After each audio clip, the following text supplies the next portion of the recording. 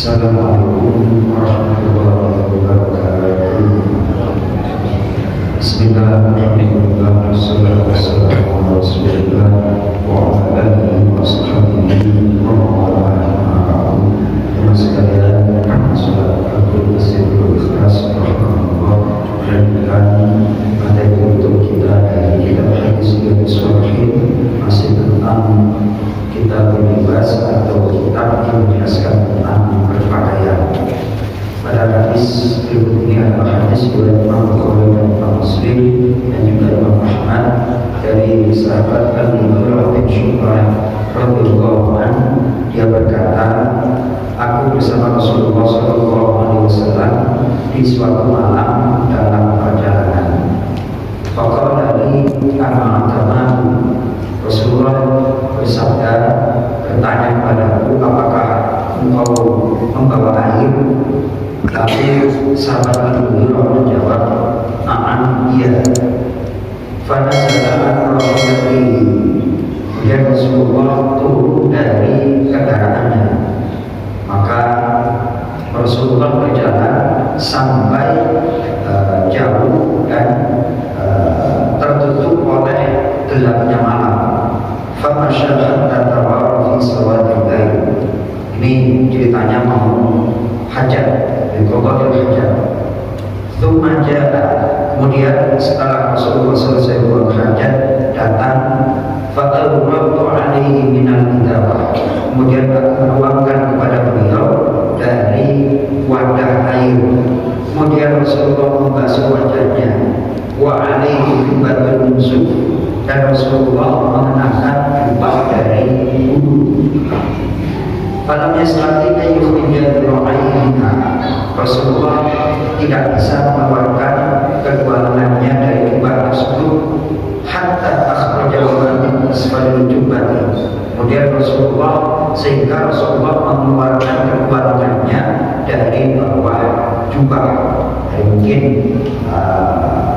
sesak atau bagaimana, terus dari bawah jubah. Faghasala dhira'aihi wa masaha bi ra'sihi. Kemudian Rasulullah membasuh kedua lengannya dan mengusap kepalanya. Kemudian maka waitu li anza'a khufaihi. Aku turun juga untuk mencopot kedua khufnya, khuf sepatu kulit zaman dulu, untuk digunakan dipakai dalam perjalanan. Faqala, Rasulullah menjawab, tak biarkan, tak usah dicopot. Fa inni adkhaltu ma'tahirataini, karena sungguh aku memasukkan kedua kakiku dalam keadaan suci. Wa masaha alaihima, kemudian Rasulullah mengusap kedua khuf atau sepatunya. Dari hadis ini ada beberapa turunan hukum fikih. Jadi bisa diambil dari hadis ini beberapa hukum fikih. Yang pertama, bolehnya menggunakan pakaian yang tertenun atau terbuat dari bulu. Ya, tentunya bulu yang suci, dan disunahkan bagi orang yang hajat atau buang hajat di daratan agar dia menjauh dari orang-orang yang ramai dengan sekira tidak dilihat oleh orang banyak. Nah, sekarang itu mohon maaf, kadang-kadang orang buang hajat tipis itu kalau di tol, malah kalau supir-supir itu kan terbiasa mustaqbilan roda, mustaqbilan ban. Jadi rodanya dihadapin langsung dipaduin kayak gitu. Itu Masya Allah. Jangan kita sebagai umat Islam, apalagi yang ngaji, masa perilakunya seperti itu. Nggak boleh dilihat lagi sama orang yang lalu-lalu. Itu berdosa, itu maksiat, nggak boleh. Aulas yasma'ulahu sawtun wa la yushammu minhu rihun. Jadi buang hajat itu sekira tidak terdengar oleh suara, wa la yashummu minhu rihun, dan tidak tercium darinya bau yang nggak enak itu biar tidak tercium. Kemudian bolehnya minta pertolongan untuk menuangkan air ketika berwudu. Wa in kana al-afdal taqwa, walaupun yang lebih utama itu usah minta tolong. Tapi kalau minta tolong dituangin dalam keadaan darurat bagaimana? Nggak apa-apa.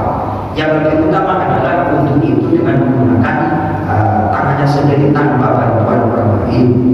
Kemudian bolehnya mengusap kedua hidung atau sepatu dengan syarat tersebut di atas, yakni ketika kaki kita itu dimasukkan ke sepatu dalam keadaan suci, dan tentunya sepatunya walaupun berdebu dalam keadaan suci. Nah, sementara kita kan nggak jamin kalau di jalanan-jalanan sekarang itu suci, kadang ada kotoran dan lain sebagainya. Makanya yang utama adalah tentunya di ekonomi zaman dulu. Demikian